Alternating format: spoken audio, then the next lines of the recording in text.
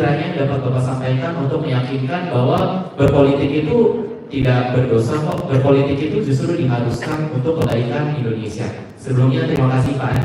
Saya berasal dari Kota Daeng, Sulawesi Selatan yang kemudian lagi menjadi mahasiswa magister profesi psikologi di Universitas Padjadjaran. Ada dari Padjadjaran. Dan saya ingin garis bawahi, pemilik kekuasaan di Republik ini adalah rakyat. Jadi ini tidak sedang dari sini dulu Pak Anies. Iya, saya besarkan di Jogja kotanya, kemudian daerahnya namanya Karangwuni. Saya pertama dengan kakek nenek, kemudian kami tinggal sendiri, keluarga kami sendiri, ayah ibu. Ayah ibu saya guru sebetulnya pekerjaannya. Jadi kami itu sehari-hari saya sekolah dijemput oleh ayah atau ibu, lalu sama mereka diajak ke kantor dulu karena rumah sama tempat kerjanya itu jauh. Jadi dari sekolah saya nemenin mereka, ibu ngajar, bapak ngajar, jadi saya suka diajak ke tempat mereka ngajar. Dan itu nemenin mereka ngajar itu adalah pengalaman yang super membosankan karena saya duduk, tahu juga enggak, masih kecil.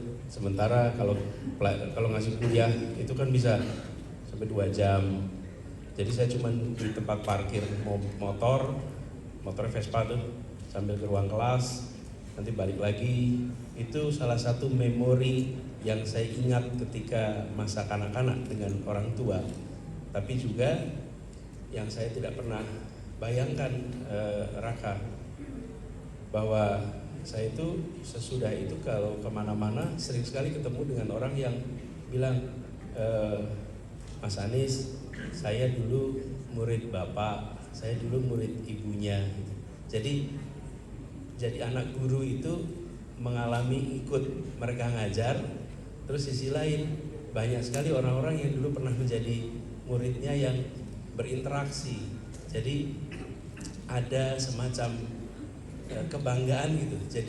Jadi anaknya guru tuh.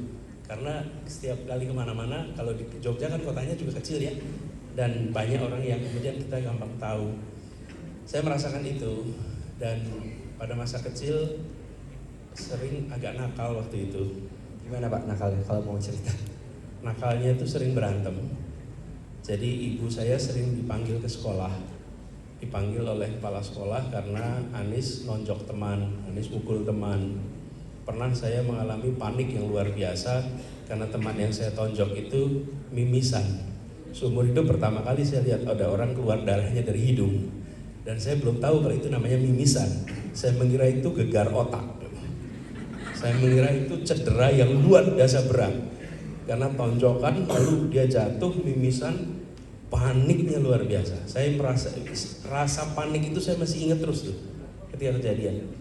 Ibu saya dibolak-balik dipanggil sampai satu saat ibu tuh bilang, Nis, kamu sekolah tinju aja ya, karena sekolah di sini bolak-balik dipanggil. Dan saya waktu itu senang Muhammad Ali, Raka. Muhammad Ali itu petinju yang legendaris lah.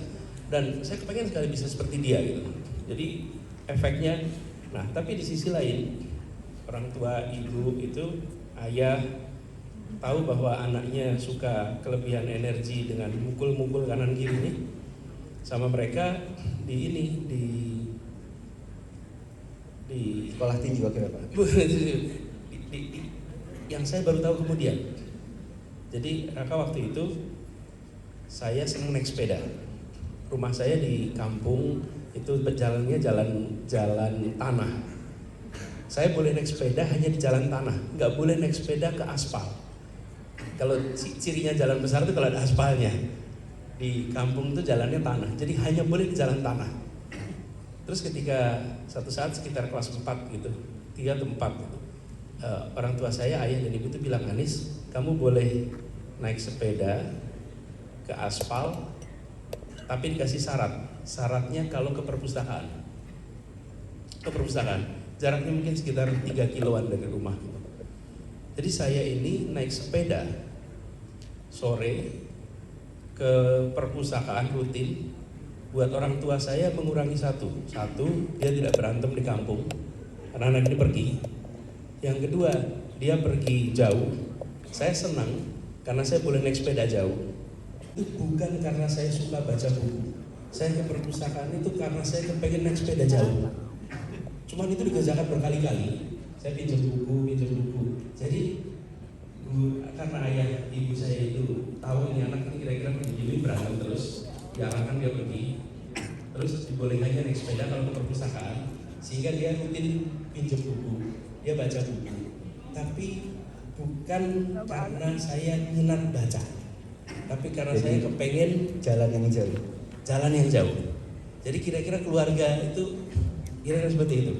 Dan ayah ibu sering mendisiplinkan, karena saya anak sulung, kemudian kami laki-laki, sebenarnya kami ini berempat, satu perempuan, 3 laki, jadi sering berantem di rumah.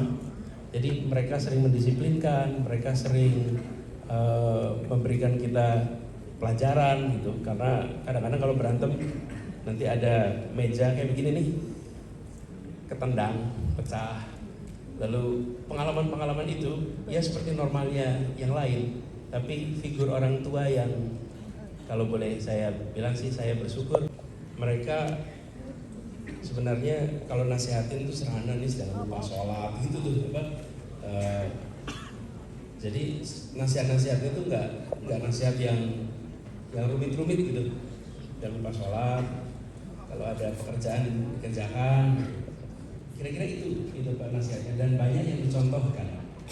Jadi ayah ibu dicontohkan, dan sebagian itu dari kakek nenek juga karena saya tinggal sama-sama, mereka juga mencontohkan begitu, mencontohkan untuk sopan, untuk terbiasa menerima tamu.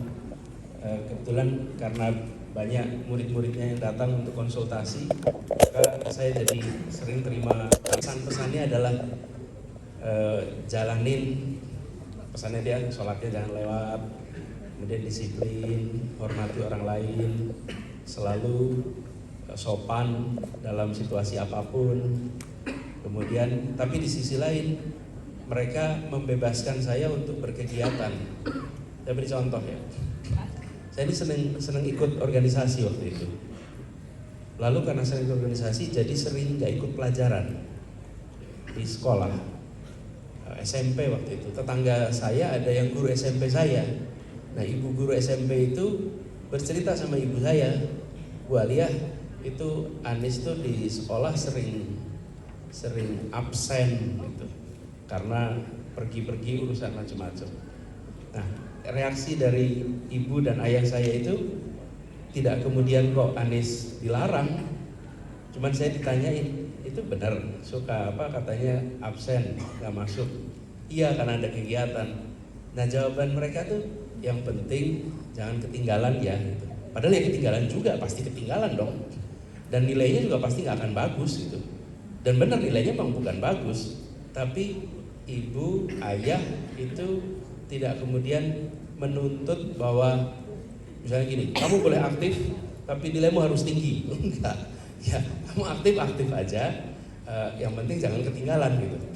Nah, suasana seperti itu yang saya bawa sampai sekarang, bahwa kalau kita ada ruang yang cukup untuk punya kebebasan, tetapi di sisi lain diajari untuk memiliki prinsip, rasanya perjalanan hidup yang mengalir itu jadi bekal di kemudian hari.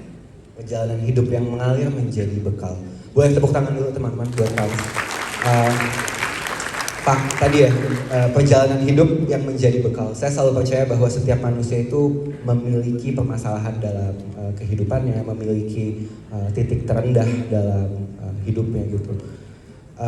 Mungkin Pak, karena ini kita menjadi manusia gitu, di mana momen kita menjadi manusia salah satunya adalah merasakan titik terendah dalam hidup. Mungkin kalau misalnya titik terendah dalam hidup. Mungkin kalau saya sering dan banyak. Dan beratnya itu beda-beda gitu Mas Raka. Yang dulu saya rasakan berat sekali rasanya itu, ketika ditengok sekarang tuh kayak masa sih itu berat gitu ya. Tapi pas waktu itu tuh berat sekali. Jadi beban gitu. Ada yang traumatik juga. Saya pernah mengalami di salah satu titik terendah ya. Saya SD kelas 3. Terus kami di Jogja tuh liburan ke Jakarta waktu itu. Ketika liburan ke Jakarta, saya bertiga dengan saya, adik saya perempuan umur 7 tahun. Kemudian ada adik saya lagi, satu umur 5 tahun, saya umur 9 tahun. Pas di Jakarta, kami ke Halim, bandara sekarang nih, Halim itu. Pas di Halim, terjadi kecelakaan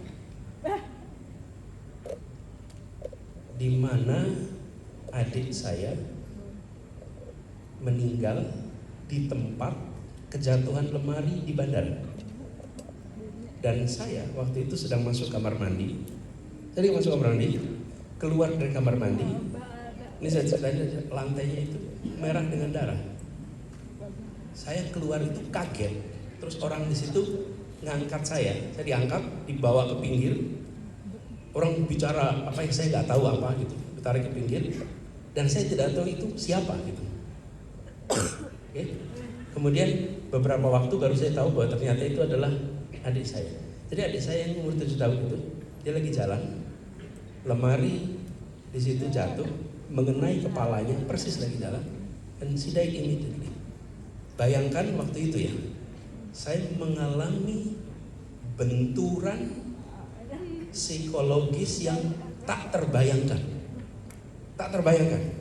Bayangkan jalan sama-sama, pergi sama-sama, liburan sama-sama dari Jogja nih, bertiga sama adik saya. Pas sampai di situ, kita mau jemput keluarga pulang haji waktu itu. Lalu pulang dari sana itu adiknya hilang, kayak ketemu lagi.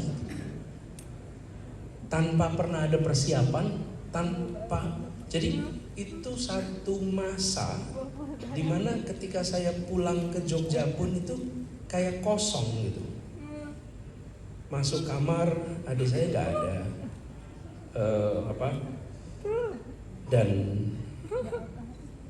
barang-barangnya masih ada semua di situ. Jadi itu satu periode saya kelas 3 SD di mana saya merasakan yang disebut dengan kehilangan dalam artian sesungguhnya. Dan di situ saya baru pertama kali ketemu yang namanya apa itu mati, apa itu meninggal, dan apa itu yang namanya tidak pernah ketemu lagi itu. Dan saya sedihnya luar biasa. Ayah ibu saya di Jogja lagi, jadi mereka di sini. Mereka baru dijemput besoknya ke Jakarta, dan ketika dijemput mereka nggak diberitahu bahwa ada kejadian ini. Kalau sekarang barangkali udah ada yang motret, ngirim gambar gitu. Waktu itu udah ada. Jadi keluarga kami itu mendapatkan hempasan yang dahsyat. Ibu saya tidak pernah membayangkan harus menguburkan anak yang dilahirkan, dapat terbayang. Ayah saya tidak pernah membayangkan. Dan saya masih ingat itu saat-saat pemakaman dan lain-lain itu. Itu salah satu titik terendah di dalam perjalanan hidup saya. Dan dimakamkan di pemakaman Kober di Jatinegara sini. Dan ketika saya bertugas di gubernur, saya betul-betul mencari makam itu dan tidak ketemu. Sampai sekarang tidak ketemu. Karena rupanya kami itu di Jogja nggak terbiasa kalau makam itu ditumpuk-tumpuk dan hilang gitu. Kalau di Jakarta tumpuk-tumpuk, akhirnya yang makam yang lama itu nggak ada. Saya sampai minta catat semuanya, nyari semuanya nggak ketemu tuh. Adik saya namanya Haifa. Bagaimana kemudian bangkit ya? Yang menarik ya, yang mengajak saya untuk melewati ini itu justru ibu. Kan ibu yang paling kehilangan tuh di dalam proses ini ya. Dan pelan-pelan gitu diajak bicara satu-satu sampai saya tidak ingat persis waktunya, tapi kira-kira sesudah saya kelas 4, kelas 5, setahun 2 tahun kemudian saya mulai merasa terbebas dari perasaan seperti pengen ketemu terus, pengen main lagi, pengen bersama-sama lagi. Itu perlu waktu tuh untuk itu lewat. Itu personal ketika saya badi itu. di dalam perjalanan hidup saya ketemu dengan tantangan-tantangan, mulai dari urusan pekerjaan dari jalannya. Kalau ngalir aja susah-susah, saya juga bukan orang pertama kok yang ngalamin gini, pasti udah orang lain yang pernah. Kalau orang lain pernah dan berhasil, ya mudah-mudahan saya juga bisa dan berhasil juga gitu. Jadi kemudian kita khawatir gitu. Itu kejadian di mana my overthinking mulai turun. Kalau saat ini the pressure is really high right now, mungkin tekanan juga yang Bapak alami gitu. And how are you mentally? Jadi ini yang kemudian kalau saya merefleksikan ya, karena kita sering berhadapan dengan pressure gitu. Terus ada pressure, sehingga ketika ada pressure yang gede pun itu ya dijalanin aja gitu. Jadi nggak lagi dianggap beban sekali. Ini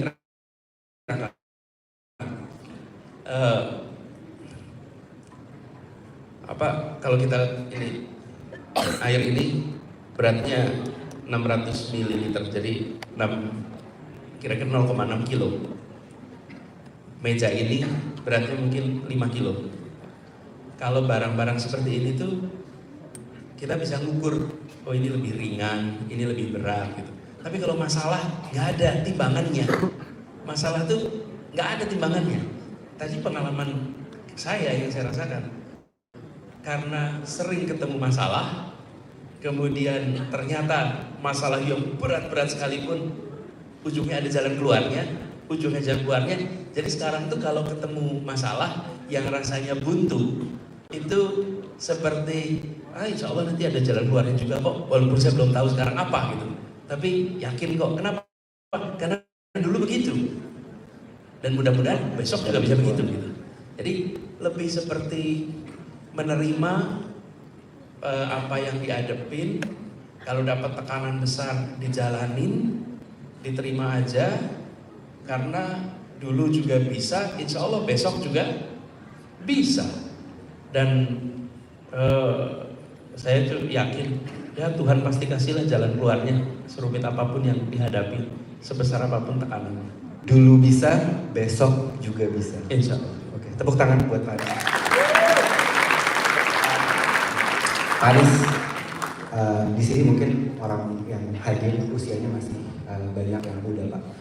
Kalau Bapak punya kesempatan untuk berbicara dengan diri Pak Anies di usia 25 tahun, kira-kira apa yang mau disampaikan?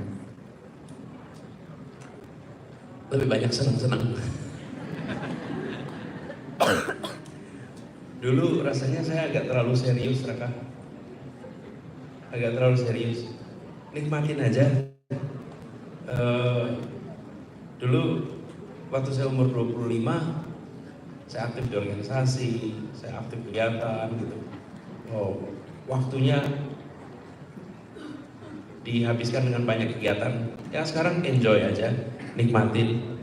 Dan waktu itu saya sama Ferry sudah mulai, jadi umur 25 saya sama Ferry ngobrol, ambil secari kertas, kita nulis rencana hidup kita waktu itu. Masih pacar, belum jadi suami istri. Tapi waktu itu bilang sama Ferry, Fer, kita nulis yuk apa yang kita kepengenin ke depan. Waktu itu pakainya kertas karena belum ada tisu. Kalau sekarang barangkali bisa nulis pakai yang lain, kita tulis di kertas. Nikmatin, kerjakan yang disukai. Jadi kalau saya bilang pada diri saya kerjakan aja yang disukai. Kesempatan itu kalau ada, maka ambil dan jadilah yang sibuk. Jadi yang sibuk. Sibuk aja. Sibuk itu terserah sesuai dengan hobi, sesuai dengan passion, sesuai dengan kesempatan. Tapi pokoknya jangan, kalau saya nih bilangnya jangan nganggur aja, tapi be busy. Karena tanpa kita mengira yang kita kerjakan itu ternyata di kemudian hari ada manfaatnya. Be busy tanpa kita sadari apa yang kita kerjakan di suatu hari kemudian. Saya kasih contoh boleh? Boleh. Saya kasih contoh. Teman-teman, saya ini SMP, pengen ikut organisasi, pengen ikut OSIS, terus dikasih tugas. Dikasih tugasnya itu jadi seksi pengabdian masyarakat. Pengabdian masyarakat. Ternyata pengabdian masyarakat itu tugasnya kalau ada yang meninggal dunia di sekolah, maka mengumumkan berita duka ke kelas-kelas. Lalu mengumpulkan uang duka dari seluruh siswa-siswanya. Jadi saya keliling itu, satu sekolah 30 kelas Raka. Ya. Jadi saya 30 kelas tuh putar setiap kali itu. Itu di OSIS bukan posisi yang keren. Yang keren itu jadi ketua OSIS, jadi sekretaris. Ini tuh bagian yang paling nggak dianggap gitu. Oke? Saya kerjain itu. Tahu nggak apa yang terjadi? Karena pengalaman itu. Di antara 1.200 orang itu, ini 3 anak kecil yang ngurusin pengabdian masyarakat itu paling berpengalaman public speaking di SMP kita. Paling berpengalaman 3 itu. Dan 3 itu paling berpengalaman dibully kalau masuk kelas. Karena kami ini kelas 1 SD, kelas 1 SMP. Baru masuk kelas, kalau kelas 3 itu, satu kelas sudah bilang, telah meninggal dunia. Ngomong berita duka. Jadi wajah kematian di sekolah ini. Iya, sesekolah kenal kita sebagai wajah kematian. Pokoknya kalau anak ini ngetop berarti ada yang meninggal. Dan kami belum ngomong, sekelas sudah bilang telah meninggal dunia. Nah, yang apa yang terjadi? Kebiasaan tuh dibully. Kebiasaan apa lagi? Keterampilan apa? Pinjam catatan karena ketinggalan pelajaran. Oke? Kemudian belajar komunikasi. Jadi saya bilang kepada teman-teman, gak usah anak-anak juga, kalau ikutan di sekolah ikut apa aja, nggak usah pilih-pilih, nggak usah dianggap harus yang keren, posisi ini, posisi itu, enggak. Posisi apapun, if you do it seriously, you will be learning and it will benefit you in the future. Pas Pak Anies, saya belajar banyak sekali hari ini dari Bapak. Mungkin saya nggak pengen sendirian nanya-nanya sama Bapak. Abis ini saya akan lempar question ke teman-teman yang hadir. Tapi mungkin sebelum menutup Pak, menurut seorang Bapak Anies Baswedan, apa definisi menjadi manusia?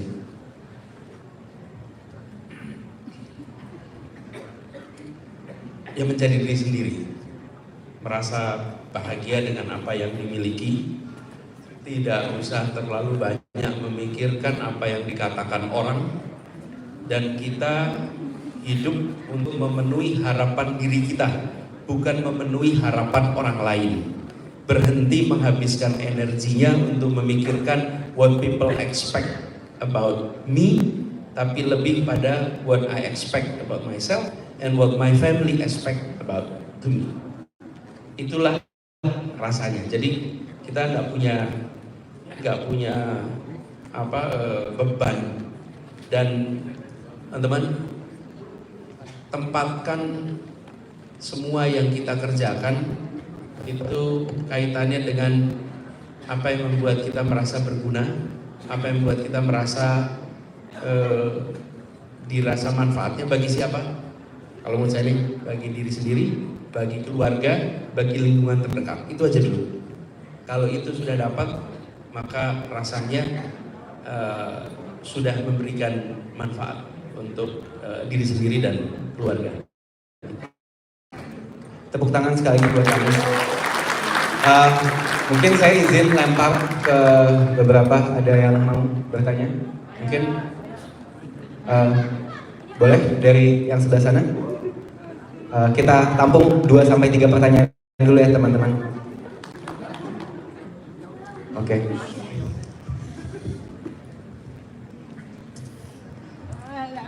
Selamat malam. Saya ingin bertanya, adakah momen perulangan yang membuat Bapak merasa bahwa kadang Bapak itu terlalu bahwa itu tidak selalu benar dan harus belajar dari orang lain. Terima kasih. Boleh? Dan dengan siapa? Sorry. Saya Caca. Oke, thank you Caca. Oke, tadi satu pertanyaan tentang momen penolakan. Oke, ada lagi? Boleh sebelah situ.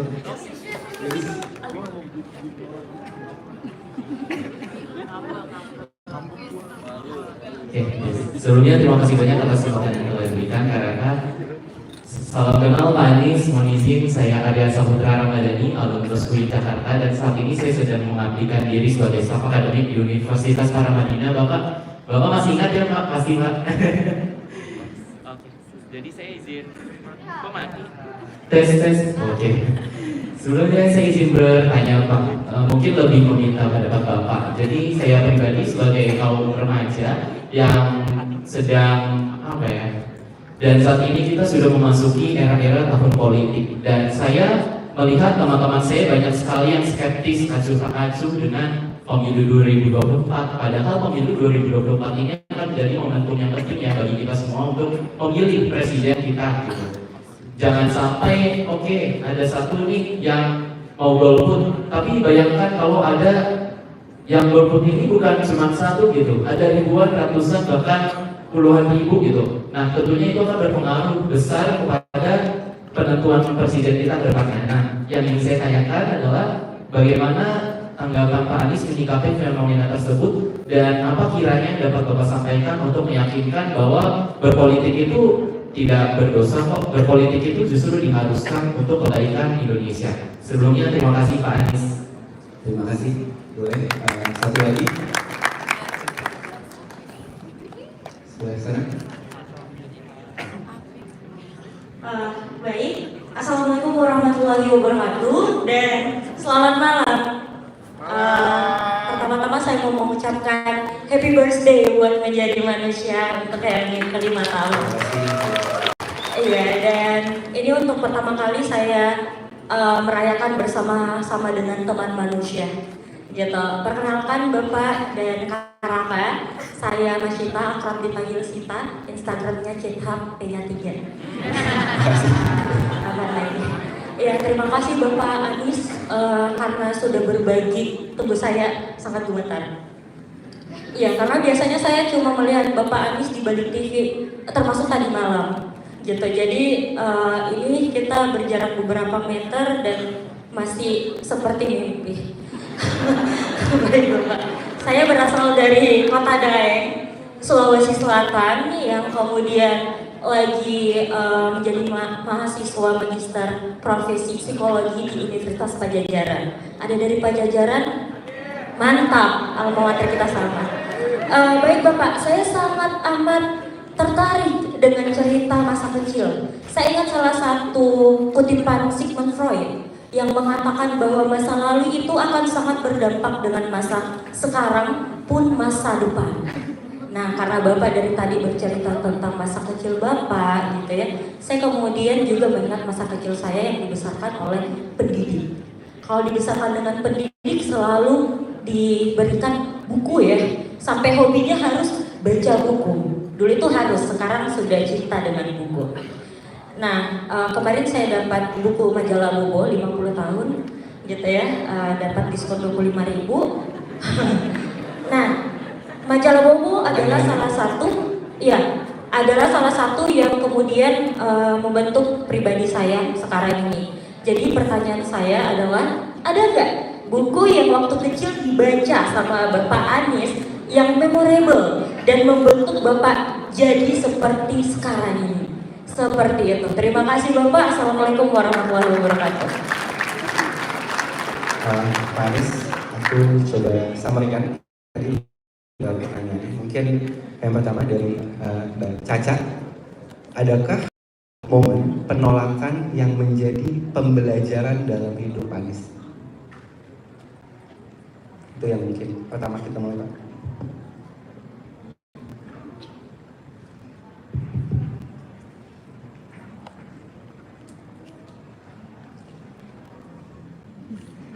Jadi belajar itu saya rasakan bukan seperti di ruang kelas. Lihat. Mic-nya ya. Apa? Aman.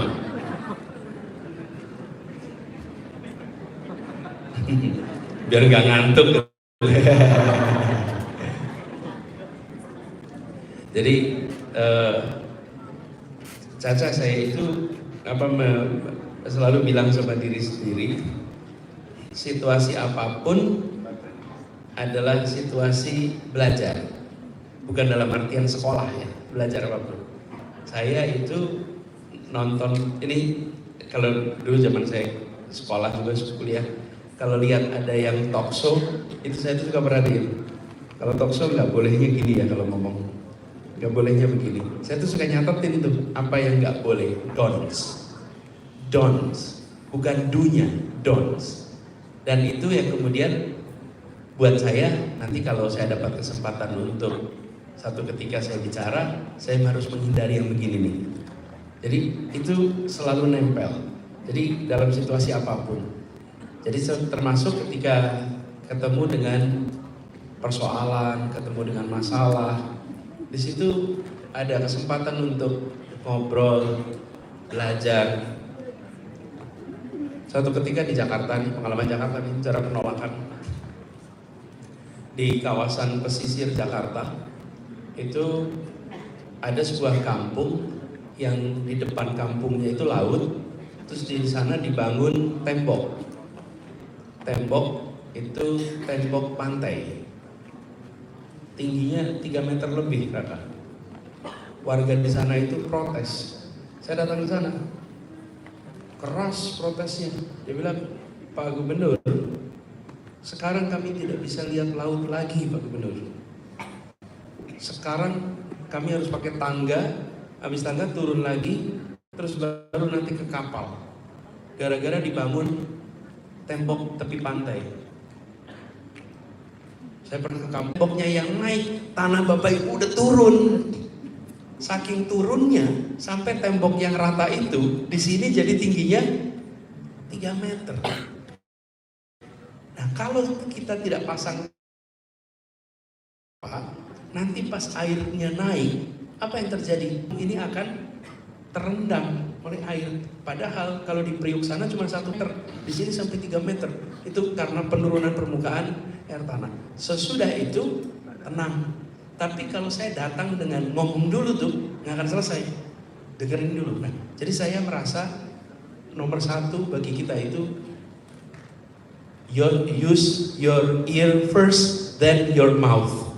Listen first, then talking. Itu pelajaran yang saya dapatkan dari proses itu semua. Nah, kita kadang-kadang juga gitu sama teman, suami sama istri. Kadang-kadang lebih cepat pakai mulut daripada pakai kuping. Lebih sering gunakan mulut daripada menggunakan telinga. Bung Arya tadi soal pemilu buat anak-anak muda. Sebenarnya bukan buat anak muda aja, buat semuanya. Kita sering barangkali sering menganggap politik itu kan jauh dari saya, nggak penting karena saya tahu urusannya macam-macam. Petani juga sering begitu, soal politik itu jauh dari saya, toh saya urusannya pertanian. Sampai ada kebijakan mengenai pupuk, baru petani kena dampaknya. Sampai ada kebijakan tentang kebebasan berbicara, baru kita kena dampaknya. Kalau ada larangan kebebasan bicara, kalau ada aturan-aturan yang mengekang kebebasan berbicara, baru kita sadar, oh ternyata kebijakan politik itu penting. Nah, saya pernah ngobrol sama teman anak waktu saya masih di kampus, ketemu mahasiswa,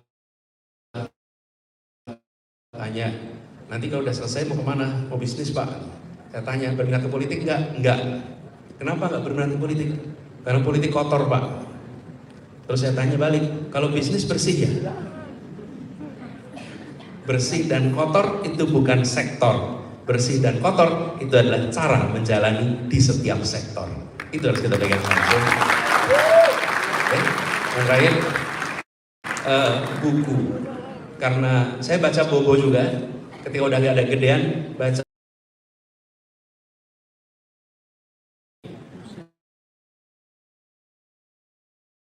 Sita. Jadi kenapa suka biografi? Karena biografi itu selalu ceritanya dari masa kecil. jarang biografi mulainya dari masa tua. Selalu ceritanya masa kecil. Siapa yang saya ingat kalau global namanya Thomas Alva Edison. Itu sampai warna bukunya aja saya nggak lupa. Thomas Alva Edison itu penemu lampu, inventor yang luar biasa. Thomas Alva Edison.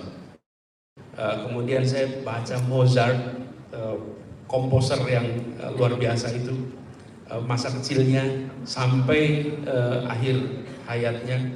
Jadi buku-buku tentang biografi, kalau yang lokal saya baca Agus Salim. Agus Salim itu membentuk sekali, menginspirasi sekali. Saya kagum, ada orang bisa ngomong lebih dari 20 bahasa gitu. Kebayang nggak? Lebih dari 20 bahasa gitu. Dan saya itu sampai heran-heran itu, bisa aja orang ini tuh lebih dari 20 bahasa. Itu Agus Salim. Jadi buku-buku biografi itu didapat di mana? Di perpustakaan yang saya datangin. Kalau sore itu, kalau sore saya ke sana, saya pinjam dapat buku itu. Nah, karena bolak-balik, jadi saya merasakan pinjam buku itu memberikan manfaat. Dan ini saya ingin cerita sedikit nih soal inspirasi itu. Itu membuat saya kepengen punya kesempatan sekolah, pengen pergi dapat beasiswa. Itu dari mana? Dari cerita-cerita buku-buku itu. Dan saya waktu itu membayangkan nanti kalau udah selesai sekolah S1 pengen terusin gitu ya, S2, S3, berarti harus bisa bahasa asing, harus bisa belajar bahasa Inggris. Itu inspirasinya dari cerita-cerita di saat baca biografi-biografi. Gue mohon maaf karena keterbatasan waktu, saya hanya bisa menampung 3 pertanyaan. Saya berterima kasih sekali lagi sama Pak Anies. Mungkin nanti saya minta closing statement dari Pak Anies, tapi sebelumnya izinkan saya menyampaikan sebuah manusia, seorang Anies Baswedan juga pernah bahkan yang paling dekat dengan adiknya. Sebagai seorang manusia, Anies Baswedan tidak luput dari masalah dan juga tekanan. Akan tetapi, kalau yang ini bisa lewat, pasti masalah yang lain bisa lewat. Layaknya seorang manusia, Pak Anies Baswedan tidak merasa sendirian ketika menjadi seorang pemimpin, karena keluarga adalah fondasi yang paling konsisten memberikan dukungan di setiap saat. Sekali lagi tepuk tangan buat Pak Anies Baswedan. Dan mungkin boleh Pak closing statement dari Pak Anies. Saya terusin sedikit. Keluarga itu adalah Mas Ganjar, Sugeng Rawu.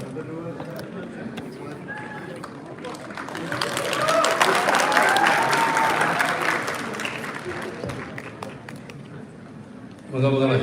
Terusin Mas. Rampung sedikit. Ya.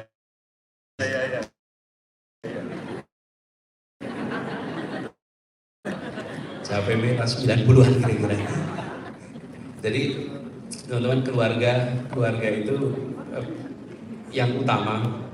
Tadi waktu saya cerita, saya sampaikan bahwa salah satu kebahagiaan paling utama adalah kalau bisa jadi ayah yang baik, bisa jadi suami yang baik. Dan momen yang saya rasakan paling terasa itu tahun lalu. Ini persis hari ini setahun yang lalu. Mas Ganjar juga hadir waktu itu ketika saya menikahkan putri kami Mutiara. Dan sebetulnya Tia itu harusnya ada di sini. Itu saat dimana saya merasakan kebahagiaan, bukan pada pelantikan gubernur, bukan pada saat dapat tugas gelar ini gelar itu, bukan. Itu adalah pada saat bisa menjadi ayah yang mengantarkan anak perempuannya untuk menikah di tanggal 28 Juli tahun 2022. Harusnya Tia ikut di sini, tapi karena dia sedang merayakan anniversary-nya dengan suaminya, jadi dia nggak ikut di sini. Sebenarnya dia ajak di sini, tapi dia lagi pergi ke luar kota. Dan kebahagiaan itulah yang saya rasakan penting. Nah, jadi saya mau berbagi di sini, teman-teman. Gambaran di luar boleh macam-macam, foto, citra, kemudian potret-potret tentang pribadi-pribadi itu boleh beda-beda. Itu bisa direka, bisa diciptakan. Tapi pada akhirnya akhirnya kalau buat saya kebahagiaan yang terutama itu didapat ketika bersama dengan keluarga, bersama dengan istri, bersama dengan anak-anak. Dan kalau itu didapat, rasanya urusan-urusan yang lain akan jauh lebih mudah untuk kita hadapi. Itu aja. Tepuk tangan sekali lagi buat Pak Anies Baswedan. Pak Anies sekali lagi terima kasih atas waktunya. Mungkin kita boleh foto bersama dulu Pak sebelum saya kembalikan ke MC.